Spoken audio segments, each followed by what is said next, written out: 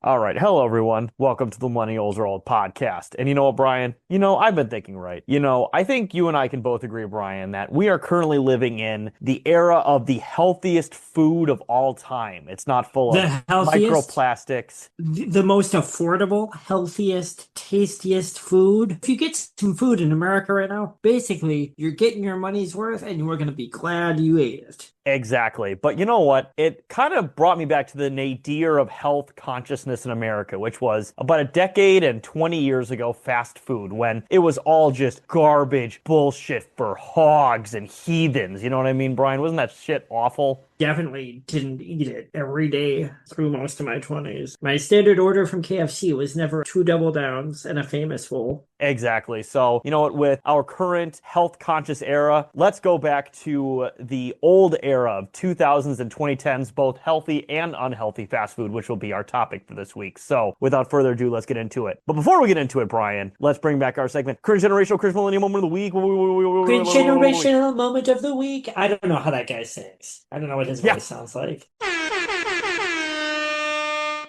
Brian, with that out of the way, I think I know exactly who we're going to talk about because 2 days ago, as of recording, he was murdered in prison. Friend of the pod. Yeah, friend of the pod, Ian Watkins. Now, Brian, obviously this is your segment for your week's episode here, but I feel like I know a lot more about Ian Watkins than you do as a musician. No, I learned about Ian Watkins like when this stuff came out. I did not know about Lost Prophets. I listened to them at the time, when he went to prison, and I was like, this is not a thing that I would even like when I was in like high school and I would listen to some like kind of that type of like hot topic post-hardcore. I might listen to Thursday or Rise Against. Even then, I would not have listened to Lost Prophets. I do not get that band. No, that's totally fair. I was aware of Lost Prophets probably, I want to say about 5 years before Ian Watkins was arrested. Yeah, I would say, yeah, mid to late 2000s. They were well, I should say, to be specific, Ian Watkins was the vocalist of the band Lost Prophets, the Welsh rock band. They were everything from fucking nu metal to butt rock to alt rock. So basically the trends of the time. Yeah, that's absolutely right. The thing I tried to really listen to the album that their fans consider their definitive statement start something in preparation for this episode. It's very boring. It's very passable, kind of badly written, bad lyrics. I mean, it's very slickly, it's just a bad rock album from the time. But would you agree, Tim? They're kind of like, to me, their fan base was kind of the Warped Tour, dark, twisted, sad, emo girl, teenage crowd. But their actual music was closer to me to like nu metal than it was to like post-hardcore. How's that feel to you?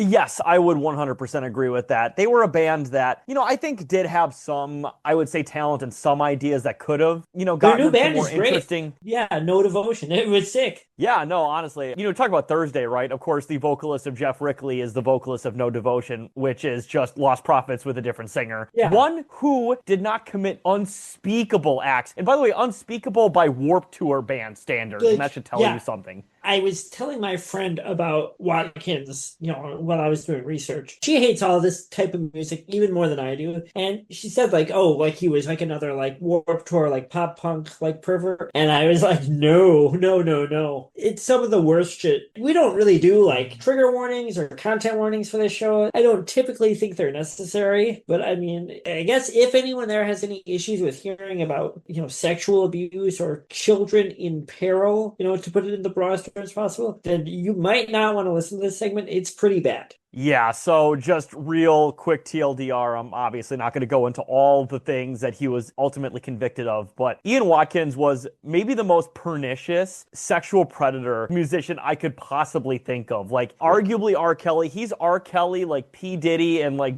Jimmy Savile level. He's that evil. Yeah. Like, he was a monster. So I guess just to give an idea of the specific shape that his predation took, again, without going into like too much detail, his general pattern was, obviously he had a lot of teen fans and young adult, but a lot of teen girl fans. So of course he abused these young girls. It seems like later on, and the thing he really got caught for, he would reach out to fans, young women with kids, and he would kind of like groom these women into offering up their children to him for his desires, including a child that he filmed himself assaulting that was as young as 11 months old. wild. It is the most depraved stuff I've ever heard. I think when Welsh authorities finally got into all of his cloud and got into all of his digital accounts, they had to bypass his password, and the password on that laptop was "I fuck kids" with a Z. Another one of his usernames was Megalols, which is just Oh so yeah, 2012. he said that to a fan 2 days after he was arrested. He was on the phone with a female fan, and she asked him about the abuse, and he said it was megalols.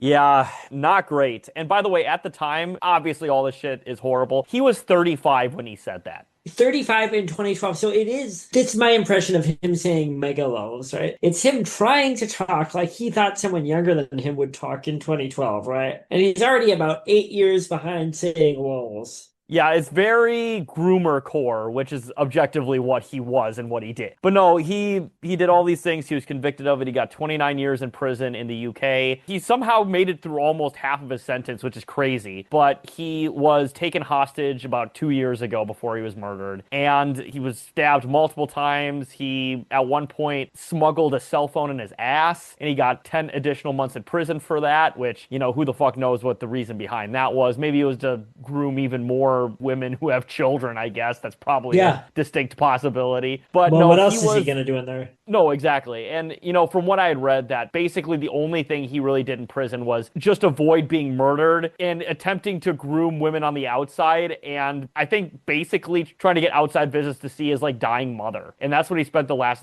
12 years of his life doing. Very sad existence. And not only top of that, he was complaining that he was in the prison, which was HMP Wakefield. He's like, oh my God, this place is full of monsters. I'm going to get murdered. And it's like, no, that's what you are. You're the monster. Yeah, you're the monster. It is, Taylor. You pointed this out to me when this first happened. It is crazy that he made it as long as he did. A high-profile, prolific child molester in a prison like that. I mean, people must have been constantly trying to get his ass, right? No, and they almost got him 2 years ago during that hostage incident, but he somehow survived that, and then he didn't make it through this one. And, it's one of those things, too, where I think we've talked about it on the show and stuff like that. Obviously, we're not crying tears that this guy got in prison. But, it's pretty disturbing that that's, the one way that this guy gets real justice when you think about it, right? It's very disturbing. That's the thing is, obviously, not a political show. Taylor and I both believe in prison reform. Taylor's worked in and around the prison system. It's I'm not saying necessarily that it's good that there's vigilante justice meted out amongst prisoners, but it's also he was pretty young. As Taylor said, he was about halfway through his sentence. It was not out of the realm of possibility for this guy to get out in potentially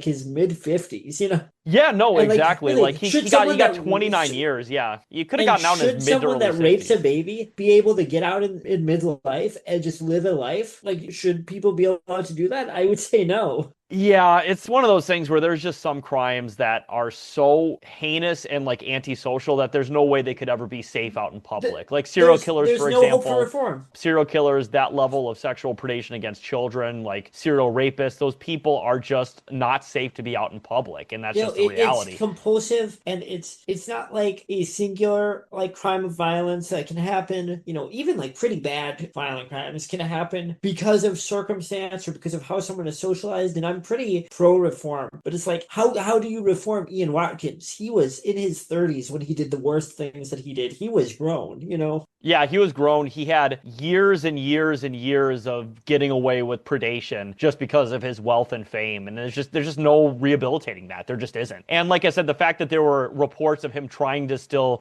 groom young mothers from prison shows that there was nothing that could be done. So yeah, needless to say, I'm not crying tears, but it is fucked up that is basically the way that we stop these people from hurting others on the outside. Pretty cringe of him to do that to all those kids. But you know what, Brian? Speaking of things that are cringe to do to children, let's talk about fast food grooming. I think you and I can both agree that fast food companies love grooming children into unhealthy lifestyles.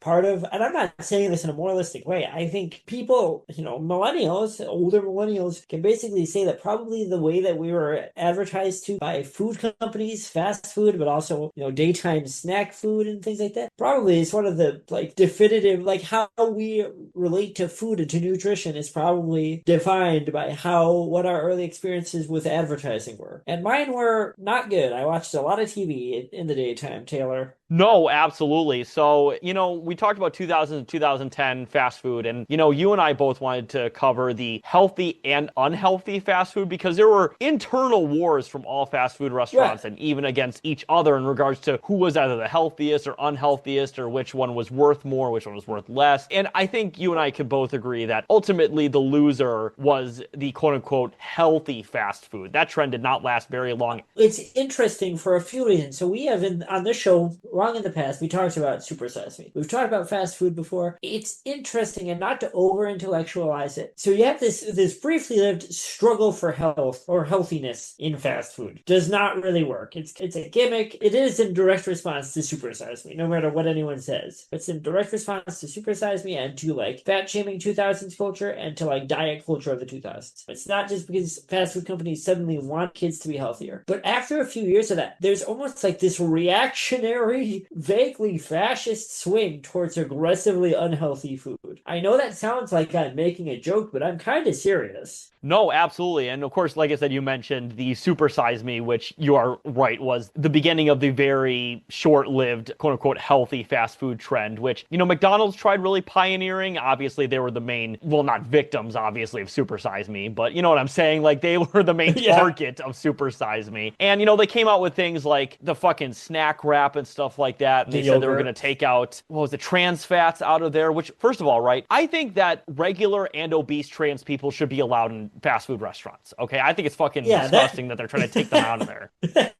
That's a really bad joke, but that's something that I heard about in the past. But no, like the trans fat thing, and now we're even starting to kind of see it with the Maha movement, which is of course complete bullshit. Well, The seed oils being a big problem, yeah, so now they're trying to bring beef tallow back and whatever the fuck, and it's trying to make slop healthy, and it's never going to fucking work. it's slop. I eat some slop. I'm going to tell you what. Right before we started recording, Taylor, I ate half of frozen pizza. I'm not saying don't eat slop. Slop's bad for you. I mean, I am saying you shouldn't eat slop. The slop is bad for you. But we all eat it. We're probably in this country going to be eating it until something really profound changes for better or worse. But it's not healthy. You're not going to make it healthy. Try to eat it, less often, I guess. If anything, I would say it's probably better for people that fast food companies gave up on trying to appear healthy. Because at least when you get a double down, you get the Doritos encrusted Pizza Hut stuffed crust, if I don't know if you remember that, Taylor.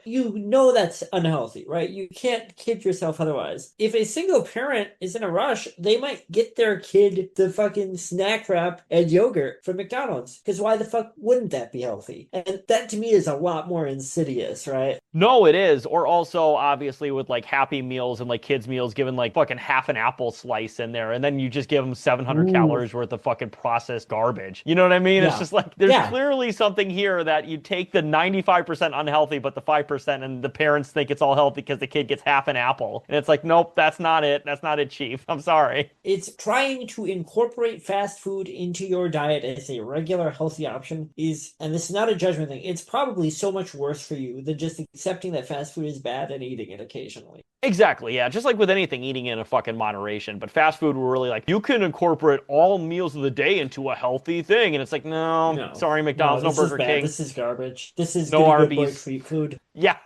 exactly. And also on top of it too, I know, so obviously we covered a lot of the healthy, quote unquote healthy, and of course the salads and all that shit too. But I think what we really want to talk about, Brian, I would say primarily is the unhealthy elements of it. And I know you mentioned it as a jump in point, but the baconation or like the baconization of fast food. Yeah. So the early 2010s, I graduated high school in 2010. That was when I moved into adulthood. So I was a young adult, free for the first time with my own money at the height of this. I ate so much garbage. I loved it. Taylor's alluded to it. There was the huge bacon trend. I know it's kind of a joke for millennials and for Zoomers making fun of millennials and Reddit guys and Chive guys. And, it's like, oh, bacon everything. But that really was a moment. It really was this thing where, like, for some reason, fast food wanted to put bacon on everything. Burger King had a bacon fudge sundae. Did I eat it? Yes, I absolutely ate it. It was not good. Kind of the thing that I think kicked off the bacon thing in fast food was the Baconator, which still exists. And it's actually a pretty great fast food burger, in my opinion. It's just a big fat bacon cheeseburger. It's not anything too crazy. But in response to that, for a while, Burger King and Arby's and Carl's Jr. are trying to add bacon to everything. Like, if you put bacon on something, suddenly your advertisement advertisements can say it's a full, amazing, crazy meal now because we've put some fried bacon on it. And that was a very successful marketing ploy. No, it really was. And,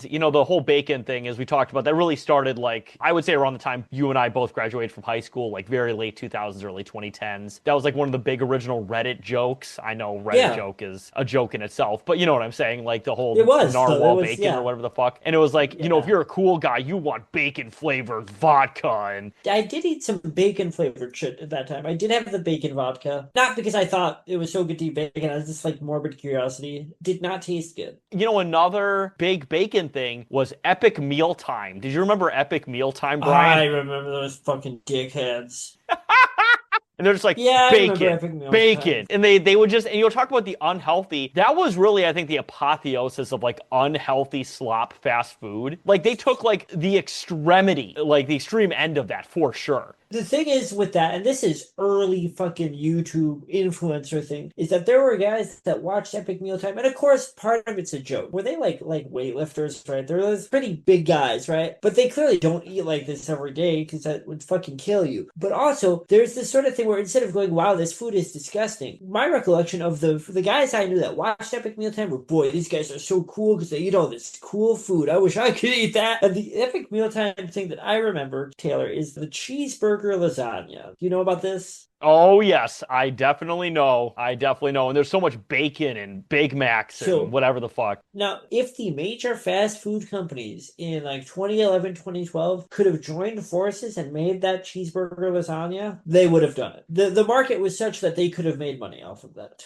No, absolutely. And you're right about them being more fit guys. I know there was Muscles Glasses, who I think was a legitimate bodybuilder or something. And obviously muscle bodybuilder guys, they're generally protein, not very healthy. You know what I mean? Yeah. Obviously they're athletic, but those guys, honestly, some of them, do you remember? God, who the fuck was that one guy? Well, him too, but there was another guy, the Ultimate Fitness guy, to a bunch of incels, and he died at 22, and it's real healthy. I mean, the truth is, and this is not to body shame anyone, bodybuilding is a very, very contemporary thing, and it really isn't how you're supposed to treat your body. I'm not saying I'm a really skinny guy. I weigh 140 pounds. I'm not sitting here going, actually, you should be a tiny little bird like me. That's healthy, because it's also not, right? But bodybuilding culture is, my honest opinion, is that those guys that are really into extreme bodybuilding, like Big Lenny and these other online guys, is probably that they're suffering from undiagnosed male body dysmorphia, to be honest. I'm not making an offensive assumption by saying that, right? That's my suspicion. I would say that's the reality for probably 80 to 90% of competitive bodybuilders, if I were to hazard a guess. The cool thing about it is that it gives you an excuse to eat all of the fast food slop as long as you get your protein in, right? And your macros. To a certain extent, yes. I will say that as somebody who has,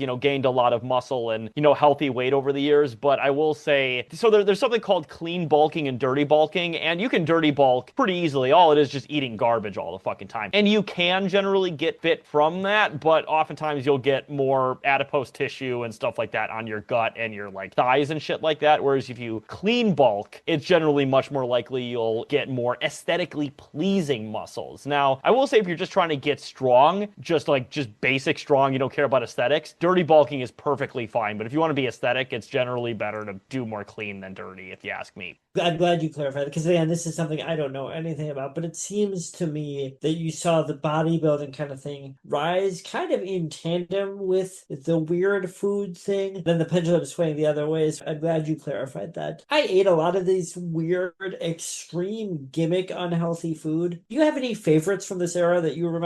Any that stick out to you? Yes. So some of the gimmicky fast foods I remember eating, and to be fair, I'm also including the gimmicky, grocery store foods on top of this, because they're just as unhealthy as fucking fast food. But honestly, in the gimmicky ones, let me think here. I did have the Double Down once, and I enjoyed it. And I mean, in all honesty, it's healthier than the chicken sandwich, so there's something to be said for that. I mean, it's got more protein. That's crazy. The Double Down is a thing. I like fast food. I don't eat it the way I used to, and I feel a lot better for not. When I do eat it, I enjoy it more because I'm not eating it every fucking day. The Double Down is very satisfying when you're very hungry. It's just so much salt and that KFC seasoning just injected into your veins. No, absolutely. And then another one I had was, and to be fair, this was kind of a gimmick at the time, but in all honesty, and we talked about this, how the fact that it wasn't a menu item for like decades prior is crazy. But the Doritos Locos Taco, I had that pretty much when it first came out, and now that's like a staple of the Taco Bell menu. But the fact that it took like Yeah. up until like 2015 to come out, I was like, why did this take so long? Doritos Loco Taco. I'm gonna tell you something. I got Taco Bell 5 days ago. I ordered a few Doritos Locos tacos. That shit hits. That is kind of what we're talking about, right? Because it's these two. First of all, it's two brands joining forces, two very unhealthy brands joining forces, and going. This is the craziest, most extreme version of Taco Bell. What if your Taco Bell was a Dorito? But honestly, in retrospect, compared to what fast food was becoming at the time and has since became, not the most wildly inappropriate thing that a fast food company would force onto their menu during this period. No, exactly, because all it is it's just a regular corn tortilla shell, but with more seasoning on it. Like it's really Yeah, not that complicated. which Taco Bell needs more seasoning anyways, you know? That is true. To be honest with you, the reason I don't eat a lot of fast food these days is I know this is going to sound crazy to say, a lot of it to me tastes so bland. It's just I salt. think that's correct. Once you've had just even been to like other cities and had actual seasoning. I mean, I still like fast food, but it is salt. You're getting your sodium fix. You're getting your sugar fix. Exactly. If you need iodine, that's what it's good for. You know, on top of it, too, another one that I remember was, and I know you just had this one recently, but I remember the old Burger King Halloween special, like menu items. They had the spooky Whopper that makes your shit green. I remember that one. Yeah. You know what? I also I, had the Taco Bell breakfast. I remember when that was first coming out. I I don't know if that's still what around. Taco Bell breakfast used to be completely different than what it is now. People love Taco Bell breakfast. Obvious shit that should have been a no-brainer. It's a breakfast crunch wrap with a hash brown in it. It's a breakfast burrito with eggs in it, right? When Taco Bell breakfast came out, it was the weirdest, stupidest thing. So they had what they called a chicken breakfast taco, where they broke open a buttermilk biscuit and then they put a chicken tender in it like it was a taco, and then they put white gravy on it, and they called it a chicken biscuit breakfast taco. They had a waffle taco, so you got this waffle. It's kind of their attempt at a McGriddle waffle taco shell with the grossest eggs and the grossest breakfast sausage, and then you drizzle the grossest maple syrup over it. And Taco Bell breakfast comes out, and I remember thinking at the time, and I think everyone in the world was, why didn't you just make a fucking breakfast burrito? Why didn't you make a burrito with eggs and potatoes and bacon in it? Yeah, they're trying to reinvent the wheel when they have the wheel parts. Yeah. Or also the Cinnabon Delights. I remember those too on top of it, which Nope. I believe is now just a regular Taco Bell menu item. But it's like, why is Yeah. this specifically a breakfast menu item? So just tangentially, I think about this with like donuts sometimes. It's so funny that like most people would not just admit to being like, I have a big slice of cake every morning. But if you fry that piece of cake and you put frosting on it, it's a donut, and suddenly that's breakfast. It's like, yep, that's perfect. That's really healthy to have just a big sugar bomb immediately in the fucking morning with your And coffee you're that's gonna gonna make feel you just great. have diarrhea shit. You're gonna feel so good. So my favorite, not my favorite, Jenny. My favorite's probably something simple like the Doritos Locos Taco. But the food item most emblematic of this era, Taylor, you know what I'm going to say, is the Arby's Meat Mountain. Yes, I bought that for you for the first time when you had it. So let me just give a quick rundown of my experience about, what was that, 10 years ago now, almost nearly 10 years ago with the Meat Mountain. So the whole conceit of the Meat Mountain is people don't know that Arby's has meat. They think it's all just roast beef. They don't understand. We have all kinds of meat. We have ham. We have pastrami. We have fucking chicken. We have turkey. We have all this shit. We have salami. We have any meat. It's a sandwich shop. So to force people to acknowledge that there is meat at Arby's other than the roast beef, you could buy like an $11 sandwich where they would take brioche bun and put between it a couple of slices of every type of meat that they had in the Arby's restaurant. And on top of that, they would put one slice of provolone cheese. It was a huge sandwich. I did eat the entire sandwich, and I also ate it with large curly fries and a large soda, which in retrospect, thinking about that now, that kind of makes me want to throw up. Like, I don't know why. Like, I'm not kidding. I'm like, why did I need fries and soda with that? My memory, I was gonna try to have the Meat Mountain in preparation for this episode to see how it holds up, and I just thought about it, and I thought, I don't need to do that to myself. Sorry, guys. The Meat Mountain, these layers and layers of meat that, by the way, were not intended to go together. They were each for different sandwiches at Arby's. They all had different textures, and more disconcertingly, they were different temperatures. There was a fried chicken tender on it that was hot. There was brisket on it that was hot. There was cold ham. There's cold cuts on it. So these all have different levels of chewiness, different heat levels, and it was, Taylor, you can probably guess, it just tasted like salt. Oh yeah, I am sure that was not a very pleasant experience. Everything on here is loaded in salt. My memory is that when I ate it, I remember telling you basically what I'm telling you now. And we kind of laughed about it, but I ate the whole thing. My memory is that I didn't hate it. I mean, there's enough protein that a bodybuilder might like it. That's probably not even the only thing I ate at that time, because at the time, the way I ate was I would like kind of not eat for like a day or two, and then I would just binge eat for like 2 days. Another very healthy young person activity. Yeah, very cool. And when I think about the Meat Mountain now, the most ridiculous thing about it to me is that Arby's thinks the reason people aren't eating there is because they don't know that we have other meat. It's like, well, no, people just think roast beef is kind of, they think roast beef sandwiches are weird. I don't. I like Arby's roast beef sandwiches. Most people think it's a weird fast food concept, right? What is more disturbing to me about the Meat Mountain is that there are Arby's that will still make it for you. And I just think like 10 years on, when I go to an Arby's and say I want the Meat Mountain, they should not know what I'm talking about. This should be like kind of an embarrassment to Arby's, because this is such a crystalline, epic mealtime Reddit guy, but people are still getting the Meat Mountain. It's kind of a like default Arby's item now. It's like a secret menu item there. Exactly. It's, as you said, it's the apotheosis of all unhealthy fast food. It's literally everything piled as high as you can, and it's just salt. No sauce, no seasoning. One slice of cheese, from what I remember then. They didn't even melt it, I don't think, either. It was just one slice of cold cheese single. You know, the person making that was like, this motherfucker, I'm going to make this as shitty for them as possible. You know that. I would. When I think about that now, I wouldn't blame them at all. That shit sucks. That's wasteful. So for a while, we've talked about the bacon trend. For a while, there was this thing where every fast food place suddenly had pretzel buns. A little more recently, that's maybe 2015 or so. That was a nice, big, stupid thing we all had to deal with. These kind of goofy food hybrids. It's like, oh, boy, do you like soft pretzels? And of course, everyone likes soft pretzels, right? They taste fucking good. What if your Pizza Hut crust was a soft pretzel crust?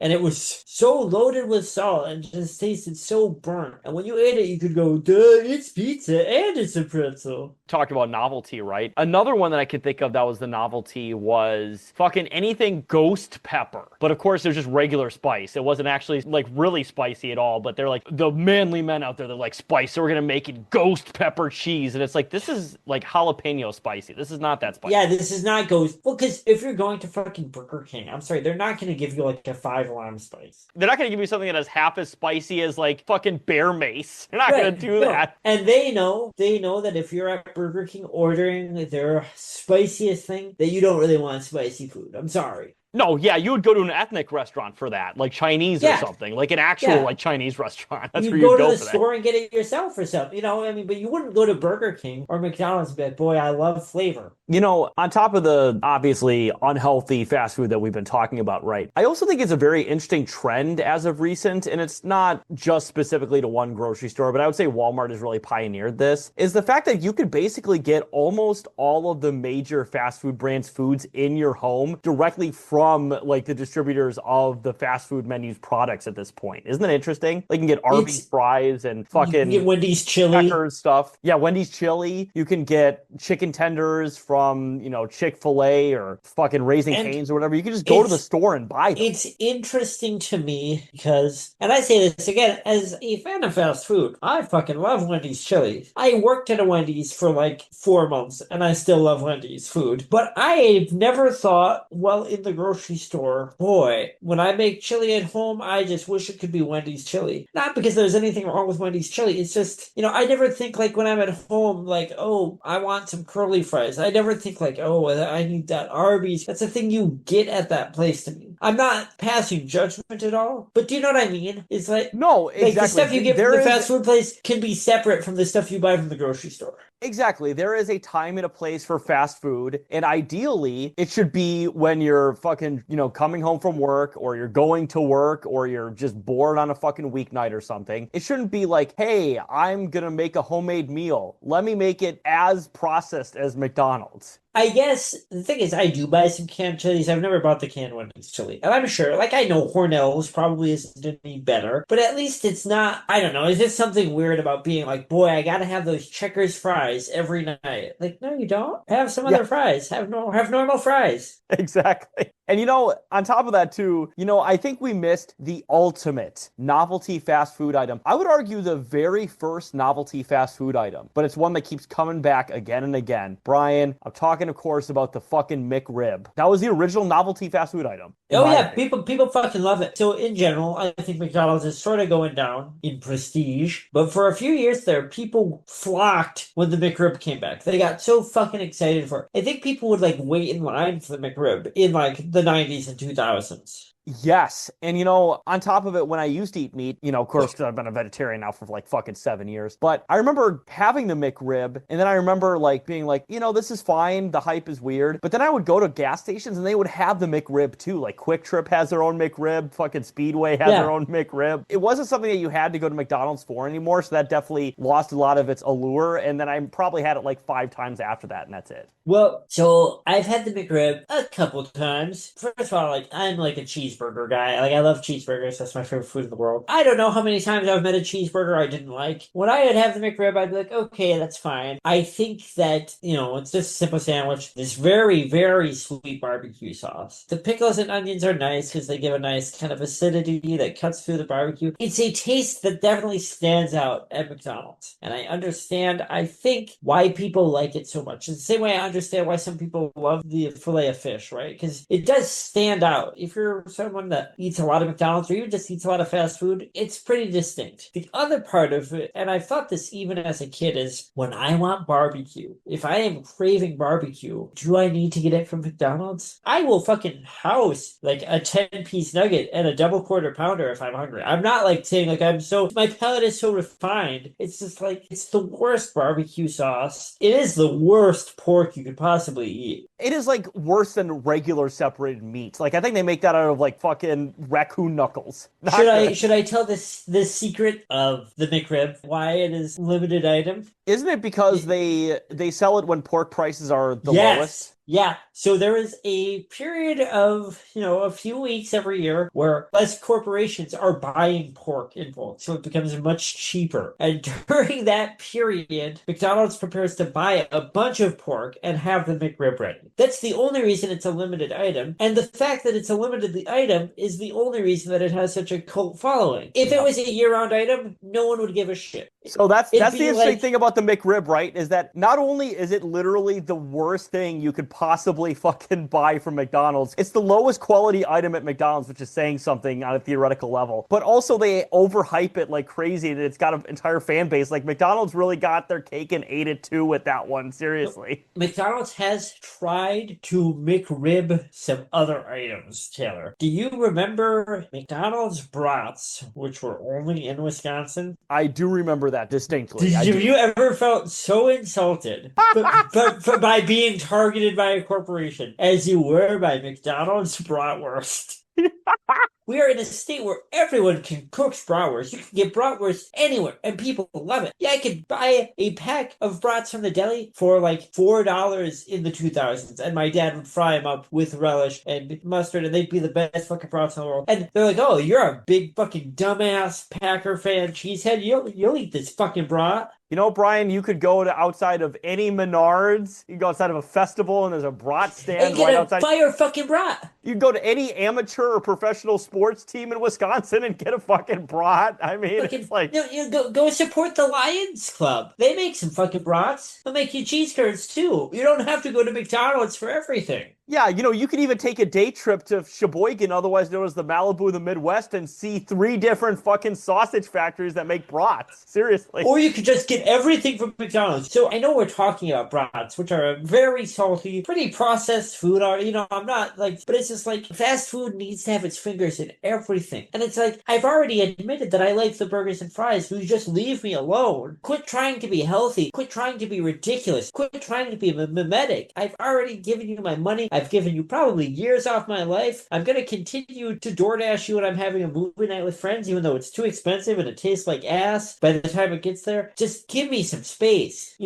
No, exactly. But talking about giving us space between fast food spots, I think that will lead to our next segment here where I think I want to rank some popular national fast food Well, we have to. chains. So we have to. I mean, I would say, Brian, of course, we might be a little bit biased from being from Wisconsin, but I think this is a fairly cold take. But Culver's has to be one of the top, if not the very top, like national fast food chains. So goddamn good. I love Culver's. I like it very much, Taylor. I want you to know that. I love their burgers. The interesting thing about Culver's, for people who don't know, is it does traditional fast foods. It does burgers and fries and chicken tenders, and it does custards. It also has kind of like diner meals. You can get like a chicken dinner there. I think they used to have like a roast beef meal there. So kind of interesting. Now, Taylor, I gotta tell you something. As a Wisconsin native, I've only had Culver's maybe 3 or 4 times in my life. And when I have that burger, I'm like, damn, this is a good fucking burger. This is a good burger. I should eat here more often. But I just never did. One of the cool things about it was if I didn't want fries, their butter burgers, which again, fucking fire, they hit, and I'd get a side of mashed potatoes instead. It was awesome. But as far as rank, I can't give Culver's more than a B tier because I just haven't had it enough. All right. You know what? I think that's fair. You can't. I think it would be say a solid A and maybe an S, but I just don't have the experience with it that I have with other fast food. Okay, I do respect that. And I would personally put it S because obviously I'm the most familiar with it. And I'm only clarifying national chains. I'm not talking about ones that have like 10 locations in like the middle of fucking Missouri which is almost not like a chain, right? It has to be something that the majority of Americans could reasonably get to, or at least a large chunk of them could reasonably get to. So, but in my opinion, I think Culver's is S. You said A, B, we'll meet in the middle, low A, sure. But yeah, low A I think is good. And I think the standard McDonald's, I'd probably put it like a low B, high C. It's just so standard at this point. And I'm considering it's like S through F, to be very clear. So McDonald's is just middle of the road. I would put Burger King pretty much right there, too, to be honest. So, yeah, Burger King, McDonald's, basically they're different and they hit different ways. They hit for different moods, but I'm basically going to talk about them together similarly. Grew up in a Burger King family, pro-Burger King household. We didn't really get McDonald's when I was growing up. When I get Burger King now, and I don't get fast food that often, but every once in a while, I think that happens a lot. The only time I really get fast food is either if I'm out and I'm walking and I pass by a burger place and I want to get a McDouble to eat quick while I'm out going for a walk, or most likely getting together with a couple friends and we're watching movies and hanging out or whatever, and we go, let's order food. And,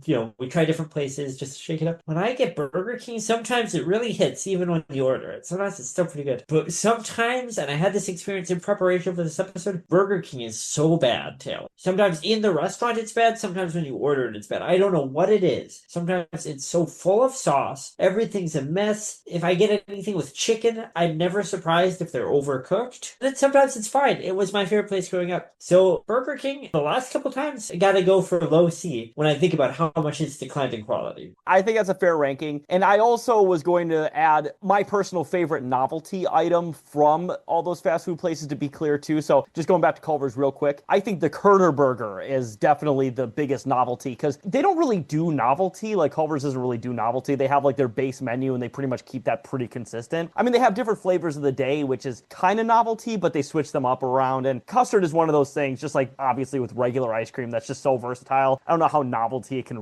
really be, if you know what I mean. Right. So, but yeah, the Kerner Burger, I would say, is probably the most identifiable novelty item from there. And of course, McDonald's, we went over 1 million of them. And Burger King, Brian, of course, there's plenty of those there with the Halloween items we talked about. But the one I really want to mention, this was a big part of my childhood, was the Shake 'em Up fries. Did you remember that? I do remember the Shake 'em Up fries, yes. Apparently, in Finland and parts of Central Europe, they still have basically Shake 'em Up fries, but for McDonald's. I do think that they'd still make money off of them. I think that the Shake 'em Up fries are a fun concept for kids. They added a little bit, another dimension to your fries. My favorite Burger King novelty, there's a lot of Burger King burgers that I like, but the thing that I remember, and now I think it probably seems stupid, right? Probably would make me mad that I liked it so much. I liked the Burger King Black Angus cheeseburger, which thinking back, if I had it now as an adult, I'd probably think was so stupid. But the one item that I gotta give it up to Burger King for, every time I get Burger King, I gotta get a couple of them, are the classic long chicken sandwich. It's the cheapest chicken in the world. It's the cheapest chicken. Boy, I love that long chicken sandwich. There's no other chicken in the world that tastes like it, which is probably a good thing. And that's what keeps me coming back to Burger King, giving them another chance.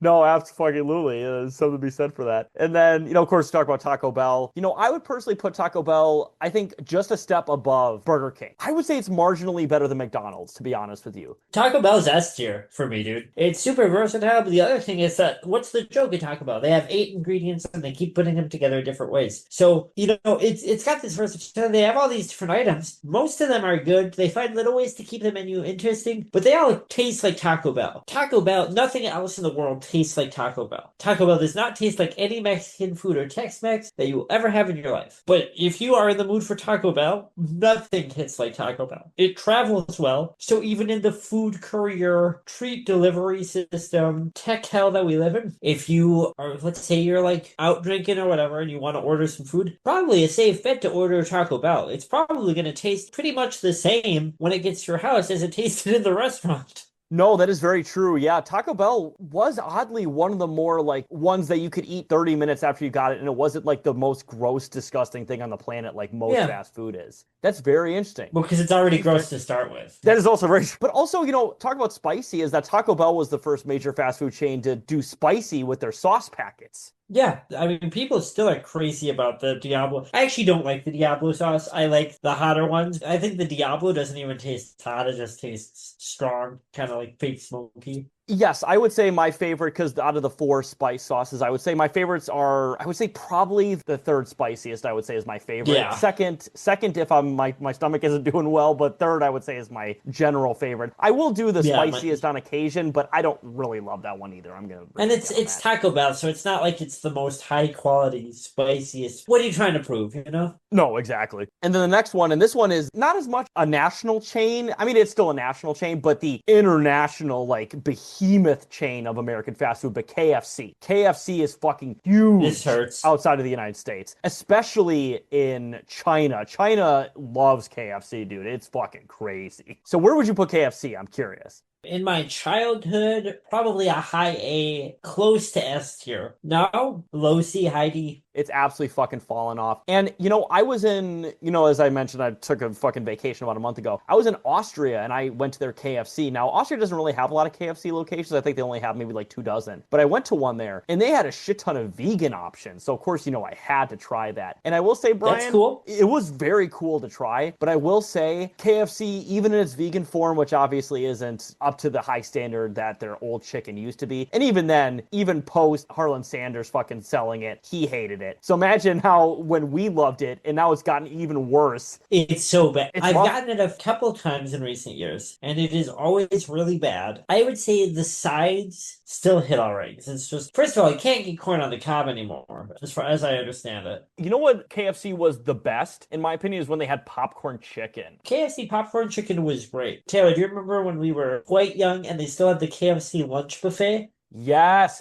There are still some KFC lunch buffet locations. There aren't that many, but they still do exist. That's great. See, to me, that seems like such a long time ago. But for me, and part of that's because I was so young, but I do genuinely believe the quality was better. KFC used to be so fucking good. And KFC, at the time, that was another fast food thing that held good as leftovers. KFC, bucket of KFC chicken and the mashed potatoes after they'd spent the night in your fridge, like it's your mom brought them home while she was on the road, was just as good the next day. I have a feeling that's probably not the case. I am a big fan of the gross KFC items. I've already talked about how I loved the Double Down. I also loved, and still love, actually, the Famous Bowl. So I'm going to skip ahead. Not really skip ahead. This is still about KFC. There is one A&W in Portland that I have found. It is a combination KFC A&W. Now, these are both once great fast food chains that have fallen off. And it's a combination. So you're not getting the best of either of them, right? But every once in a while, on a day off when the weather's nice, I will find an excuse, an errand that I have to run out that way. It's kind of on the way to Clackamas. So if I got to go to the Clackamas Town Center and go to the mall and do some fun shopping, I'll stop at this combination A&W KFC. I will get a KFC Famous Bowl and a small box of A&W cheese curds. And I will put the cheese curds in the Famous Bowl. And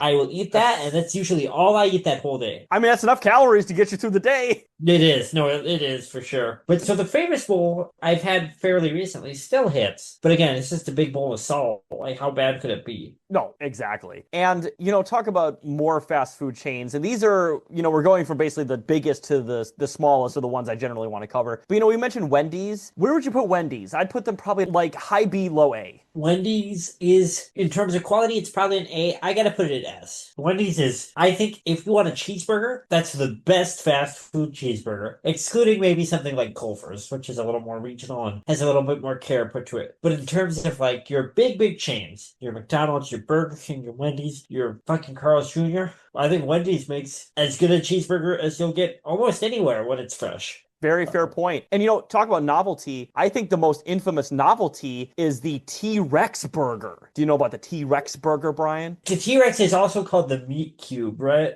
The meat cube, yep. Or the Windows Yep. 8 burger, as it was called in Japan, because it was 8 patties. See, that's better. I like that better. I've never had it. I've been tempted to, but I've never felt like I needed to. When I was younger, I think I was either teenager or very young adult, I did have the 4 patty one. In my youth, I've done a 4-patty one. I used to love the Baconator, and I would get 2 Baconators when I went to Wendy's with my mom. And I'd get a Frosty. First of all, almost feel as dumb even pointing it out. Get the fries and you dip them in your Frosty. It's so fucking good. Or you dip your fries in your Wendy's chili, and that's fucking good. The Wendy's spicy chicken sandwich, again, probably the best fried chicken sandwich on the fast food market, in my opinion. Or it was. I haven't had it recently. But just a very great, simple sandwich, nicely seasoned. I love Wendy's. I remember it as a kid, I remember really liking it. Yeah, I think now that you mentioned, I would say A to S for sure. And then we'll just cover a few more, obviously, because we're getting into not necessarily the niche ones, but definitely not as common throughout the country. But this one is Carl's Jr. / Hardee's. Now, obviously, on the West Coast and on the East Coast, it's called Carl's Jr. and the Midwest is called Hardee's. Where'd you put that one, Brian? So Carl's Jr. is a C, Hardee's is a D. Having lived in both places, I am confident saying that there's a discretion between them. Now, the reality is that it's probably just a difference between franchisees, but Carl's Jr., every time I went there, the last few years I lived in Wisconsin, it was kind of a mess, kind of a stressful place to be at. The food was always messy. The one thing I liked about Hardee's is you could get curly fries there. And for a long time, that was the only burger place where you could get curly fries. So Hardee's had that going for it. Carl's Jr., now that I'm out on the West Coast, pretty good. Not as good as Burger King is when Burger King is good, but it's more consistently good than Burger King, if that makes sense. It doesn't hit the heights of Burger King when I'm in the mood, but I know it's not going to be bad. So sometimes when I'm in the mood for a fast food burger, I will fall back on Carl's Jr. A solid C. Okay. Yeah, no, totally fair. And then we'll just cover 2 more here. So next one on here, and this is one that, holy shit, do I not like going to, and I didn't like going into it when I ate meat either, because it's honestly a very scary place and the service is dog shit. But I'm, of course, talking about Popeyes. What the fuck do you feel about Popeyes, Brian? I think the food's good, but the service is not fucking worth it. It's dog shit. Popeyes is an A tier for me. A strong A. I don't like it as much as a lot of people do, right? It's not an S for me. I know it's a lot of people's S tier. It's not quite there for me, but so if I want fried chicken and I don't feel like making it, I don't feel like going to a local, there are some good places here to get chicken, It's pretty expensive to just get on a whim. Popeyes will do it for you. That chicken sandwich they came out with for a few years ago that everyone went crazy about, similar to the Wendy's spicy chicken, just a really good, simple fried chicken sandwich. Very pickle forward. Good size. I like the mashed potatoes. I like the biscuits. I don't have the type of strong, with Wendy's. I'm like, oh, Wendy's is so fucking good. This is so fun to eat. I don't really have that with Popeyes. Maybe just I was older when I had it for the first time. But I'd say it's an A in terms of quality. Okay. No, I totally agree with that. And then last one, we've talked about it enough on the show, but Arby's. Where would you put Arby's? When I was a kid, I would have put that at an A or even S. I loved Arby's as a kid. Yeah, I have not had it much recently just because the Arby's closest to me is a ways out. There isn't one right in Portland that is in an area I go to that often. I gotta say A. I loved Arby's as a kid. I still, the last few times I've had it, I still like it. I still just, very unique concept for a fast food chain. It really stands out amidst tacos and especially amidst cheeseburgers and chicken sandwiches. First of all, just the roast beef sandwich. Just good, simple. You get that roast beef sandwich with a little bit of horsey sauce and a little bit of ketchup. That's good. Probably house 3 of those little roast beef sandwiches. They have the brisket sandwich there. That's pretty good. Of course, I had the Meat Mountain, which was not their fault. They didn't make me eat it. I'd say probably the only fast food chain where you could get curly fries for a long time. That used to be their gimmick. Not now they're a little more common. Yeah, I'd say Arby's is an A. That's a good one. No, I agree. And, talk about Arby's, obviously the infamous novelty menu item was the Meat Mountain. But I would say the Well, most novelty there's item a from new one. Popeyes recently. Ooh, what is it, Brian? So Arby's has something called steak nuggets. I have not Oh, I eaten saw them. that. I saw that. That looked not good. I'm gonna be honest. No, it looks bad. And then the Popeyes one is a recent one. It's the pickle menu items. There's like a pickle drink and whatever. It's like, I don't know about that. I don't know about Oh, wait, that. hang on. I didn't know that because I like pickle flavored soda. Like I would buy a pickle soda. Yeah, I think Popeyes might still have it. I know they came out with it fairly recently. Do they have like fried pickles and stuff? Because that's good. That I don't know, but I did see they had a See, I pickle didn't even know drink. about this. The novelty item from Hardee's slash Carl's Jr., at least it was Hardee's. Remember the fucking Pop-Tart ice cream sandwich? No, I don't remember Yeah. that one. Yeah, they had on their menu, it was a Pop-Tart ice cream sandwich, and it was just two Pop-Tarts and a vanilla ice cream scoop in the middle. That's horrible. I mean, I'm sure that's bad. There was actually some pretty bad Burger King novelty food in 2000s and early 2010s. But one that I was thinking about a lot this week was the Whopperito. Do you know about the Whopperito? Ooh, yes. And I They know just Burger King took had tacos at one point too. the tacos, I think, were better, right? They're just cheap tacos. They're kind of like the tacos you'd get from like Jack in the Box, right? Whatever, kind of gross, Basically, whatever. yeah. The Whopperito I had when it came out. It was so nasty. Basically, you take the fixings of a Burger King Whopper, you dice them up, you wrap them up in a burrito, and you sell them for $6.99. It's like they just got a surplus of like about to expire tortillas. Yeah. Oh, that's fucking hilarious. So I think that's a good place to end our episode overall, Brian. Do we Well, have any one final thoughts more. before we get to? Oh, go ahead, please. And this is a very big one. This is a very big millennial fast food chain. What do we think of Subway? Ooh, I was gonna include that, but yeah, because I think we Subway have is to. the fourth largest fast food chain in the world. Honestly, when I was a kid, Subway hit, but I'm gonna be real here at this point. I'd put that at like a low D, high F. I think it's dog Yeah, shit now. Terrible. exactly. When I was a kid, I'd get a cold cut, although I preferred Jimmy John's. Cold cuts would hit, but the last 10 times I've gotten Subway, basically, every time I'm just sitting there eating and thinking, why did I get this? Subway hasn't really been high tier since the fucking $5 foot long days. That's how long it's been. Well, of course that's gonna make you think the food is better. $5 meatball sub? Like, yeah, it could taste like fucking cardboard, but it's $5 and it's meat. Yeah, exactly. And you could add fucking anything you want to it. You could add like cheese and veggies and fucking spinach if you want to your fucking shitty meatball sub, and it's $5 fucking. I mean, the reason they got rid of the $5 foot long is because it was literally never profitable. Even at the Yeah, time, it no. was considered like it wasn't worth the cost to make it. It's The crazy. thing is, it's kind of like they conceived of the $5 footlong as a loss leader without factoring in that that's the only thing anyone would ever need to get from Subway. It's not like you're bringing them in the door with a deal and then they're going to buy a TV. No, exactly. And I will say the novelty item from Subway that I most remember was the footlong cookie, the pretzel, and the churro. That was it. Those were the most recent novelty items. Although I will say though, the thing that really saved The Subway from lobster being roll, that was their novelty item. I remember now. did you remember, and this was a much rarer variety of Subway, but there was one in Alloway, Wisconsin, just south of Green Bay, one of the suburbs of Green Bay. There was a Subway Cafe. Do you remember Subway Cafe? No, tell me about this. So basically, it was just a place where you could get coffee and stuff like that along with your Subway. But also on top of it, they had like more like bistro brunch items than regular Subway would have. There was a Subway pizza. There was like a Subway like fucking breakfast burrito at some point. But Subway Cafe was very rare. The only location I've ever remembered is the one in Alloway, and I think that one still might be there if I'm not mistaken. It might still be called the Subway Cafe, but I could be wrong about that. I am looking this up right now. I am intrigued, but not enough to go eat at Subway again. No, no, fuck no. But no, honestly, like the only thing that really saves Subway from being straight up F for me is their cookies. Their cookies are really fucking good in all honesty. Like they have Yeah, really but good that's not cookies. enough to make me ever go there again. Nope, it's not worth it. It's not worth it. But Looks like the closest Subway cafe to me appears to be in Harrisburg, Pennsylvania. are you fucking serious? That's awesome. Okay, so the one that I'm seeing in Alloway, is it not there anymore? Fuck, 'cause I remember it literally said Subway Cafe on it. Fuck. They may have factored the remaining Subway cafes, but just into normal Subways too. They might have, yes. Sad day for Subway Cafe.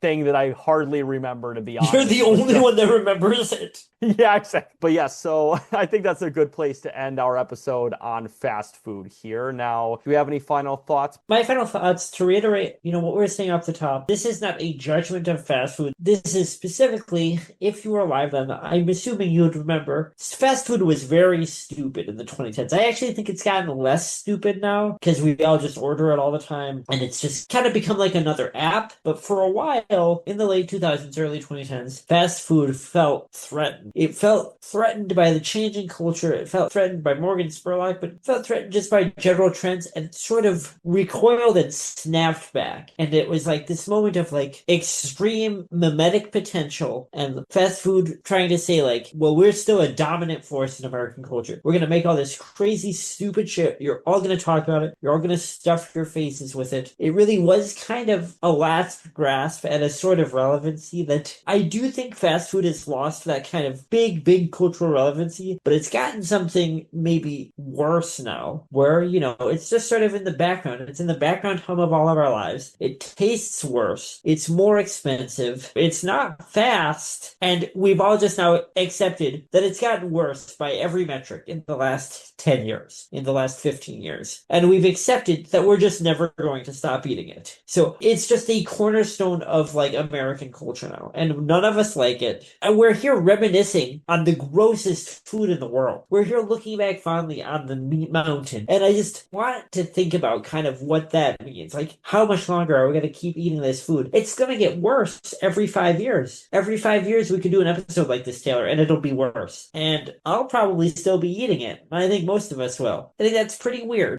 Yes, I totally agree. And, just like with, our discussion on fast food earlier, and I think this is my ultimate takeaway from this, is you can eat all this stuff, you can enjoy it, just please eat it in moderation. Don't eat it every fucking day for all your goddamn meals. Eat it once a week or a couple times a month. You'll be fine. You'll get to enjoy all the novelty fucking items that give you like 1% increase in chances of colon cancer every time you eat it, but you won't feel like you're dying all the time. Don't have FOMO about fast food. Fast food is not going anywhere. You live in America. Some of our listeners don't live in America. To our listeners in North America, fast food is not going anywhere. You don't have to eat it all the time. I promise you, it's going to be around. Probably longer than any of us. Longer than almost any of our institutions at this rate. Yes, exactly. So if you're crying about the fact that you didn't get a chance to try the fucking Pop-Tart ice cream sandwich, you can make your own. You don't have to go to Hardee's or fucking Carl's Jr. to have it. That's true. Or the McRib. You can buy like pork that you found in a dumpster in a back alley and make your own fucking one if you want.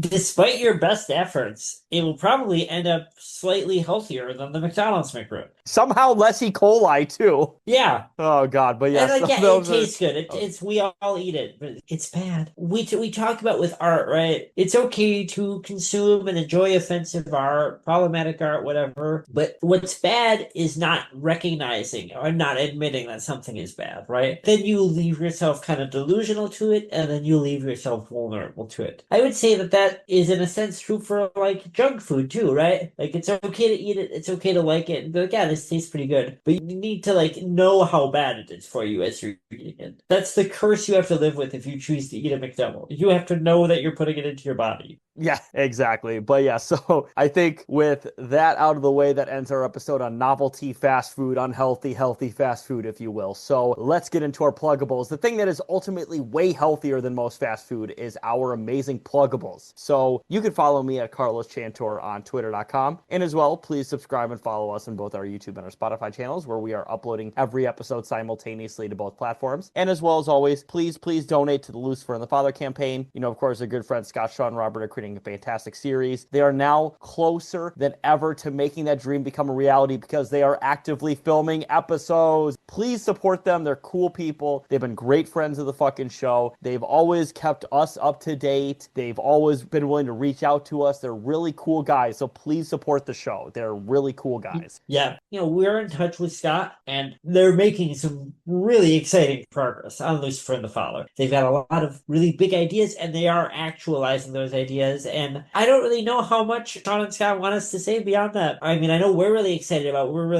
about the role we've taken in kind of talking them up and kind of watching them go from like this long shot ambitious project to this thing that they're getting closer and closer to really realizing, really without compromise as independent artists. I think there's some pretty exciting things. I know there's exciting things for them on the pipeline, and I think that will lead to exciting things for the show. I'm excited for them, but I'm also just excited, to get to see like they're doing so much as essentially outsider artists, Exactly. So, and as we always say, the crowdfund out there, if you donate to the crowdfund, just send us an email, send us a YouTube comment just showing us proof that you donated. We will, within reason, match those donations about $20-25 because we want Scott, Sean, and Robert's dreams to continue to become a reality. Even though, of course, they're making it a reality, we still want to help them in that journey. And, as well, as always, with the, I would say, last fucking 7, 8, 9 months as it happened, but of course, the Luigi Mangione Defense Fund, we've been plugging it forever. Of course, a good boy Luigi is getting fucked over by the criminal justice system. In prison, he's being fed slop too at this point. It's disgusting. A guy that they strung up, they're making him eat sub fucking McRib food at the Manhattan security. I thought you were going to say they're making him eat sub fucking way. That'd be hilarious. Well, Brian, that's the thing is that a real fucking Subway sandwich, that's the fucking New York way. That's what Eric Adams would say about a Subway sandwich. Only in New York could you have a Subway cafe. But no, Luigi's getting fucked over, and we've talked about this forever. And,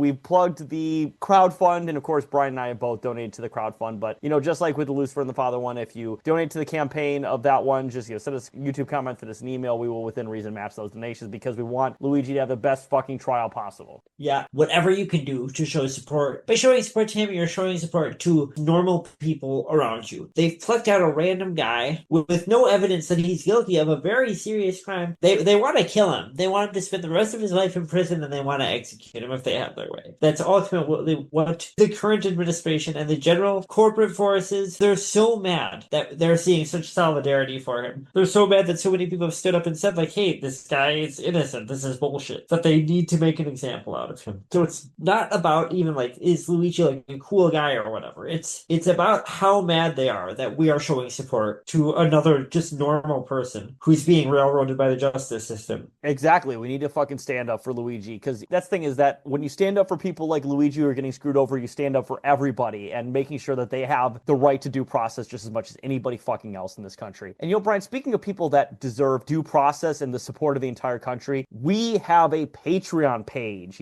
We've been having it now for last, I don't know, fucking 4 or 5 months now or so. And unfortunately, we don't have any patrons, but become a patron of ours today. We have many great tiers. You could be the first one. Yeah, you could be numero uno for the next Mr. Beast, but isn't a monster. That's what our channel is going to become. They call him Mr. Beast because he's got the soul of a monster. That's what they call him. But we will never become that, I promise you. But please become a patron of ours today. We've been plugging the $5 tier, which is where you get every episode 48 hours early. As I always say, the first 48 hours are the most important. It's a guarantee of 2 to 4 episodes a month. It's a great fucking value. I would argue one of the best values in patron history. It's incredible. Because, when you're at the Applebee's McDonald's Subway combo 25 years in the past, with your office job, that it's like isekai, the fucking anime archetype isekai, but it's for going back to when jobs had security instead of being taken over by AI all the time. And you need just something to talk about with just the really hot waitress there that's really 100% totally fucking into you. You need to talk about she's a into concept. You gotta talk to her. You need to talk about an entertainment concept that doesn't even exist anymore, which is podcasts. And she'll think you're so fucking cool you that need to these get guys on the 25 years in floor. the future. Exactly. You need to get on the ground floor of the Mao of Revolution. Millennials Are Old. You need to tell her about Bamboozle. Exactly. And she'll be like, what is a millennial? And you'll be like, wait, yeah, that concept hasn't came to fruition You'll yet. say, I guess you guys aren't ready for that one, but your kids are going to love it. Yeah, it's going to be just like fucking not Michael J. Fox, was that? Who was that, Chuck Berry's brother in that movie? It's Chuck Berry's brother, yeah, Marvin Berry. Yeah. So, but yeah, if you want to be really ahead of the time, please subscribe to our Patreon and become our first patron today. And then, Brian, do you have any pluggables before we sign off here? Yeah, as always, follow the Facebook page Millennials Are Old. That is primarily a page for me to spy on the Tom Laughlin fan page. I actually haven't checked in on them in a few weeks. You know, there's some news going on in the world, some political news, and since Billy Jack fans are basically two extremes of the absolute most rabid boomers that you'll find online, which are the oldest based libs and just the most absent-minded, like too dumb to actually be fascist, like mega guys who like you're not really sure why they like Billy Jack. They just remember it from when they were a kid and they get mad that people are trying to make Billy Jack woke. God, I wish that was a joke, but it's not. So primarily I use Millennials Are Our Old Facebook page to post new episodes and to spy on that group, but you can reach out to us there, follow us there, and see all the new episodes that post. Most effective way to reach out to me or the podcast is to follow Millennials Are Old Pod on Instagram. All the new episodes get posted there. That's also where I'm most active, or where I'm going to see things that pop up first. So if you have any feedback for Taylor or I, if you hate us, if you disagree with our fast food ranking, if you'd like to send us some novelty fast food, maybe you think that I had a really bad take about Culver's, or I don't appreciate the sublimity of the Meat Mountain and the brioche bun that they put on it. Best way to reach out to us is Millennials Are Old Pod on Instagram and Threads. You can also follow me at JLo Biafra on Instagram or Threads if you want to bully us. If you are working on a manifesto of some kind and you would like me to proofread it for you, best way to reach out to me is Millennials Are Old Pod or JLo Biafra on Instagram. Hell yeah, fucking fantastic. And you know what, Brian, speaking of things like fast food, this episode was not very fast, but it was very filling, like food should be. And just like food, it helps me get energized, but it also helps me fall asleep because I ate a lot tonight and I'm very fucking tired. So how about we go to bed, Brian, with our stomachs full and our heads empty? Does that sound like a good idea? Yeah, I'm gonna get off this call and I'm gonna eat the second half of that frozen pizza that I finished cooking right before we hopped on the call. Hell yeah. You know, even though you live in Portland, you really brought the Wisconsin ethic back with you where you eat I frozen really pizza. did. I really did. All right, so yes, instead of that out of the way, it is getting ancient outside, and I am tired as fuck. So have a good night, everybody. Sleep tight, and we will continue to eat frozen pizza, fast food, and all the other slop for you. And we will live forever. We will be preserved. I promise you, just like all the preservatives in that We food. will be the sin eater for all elder millennials out there. Abs-fucking-lutely. So have a good night, everybody. Sleep tight, and we'll come back with another great episode for you next time.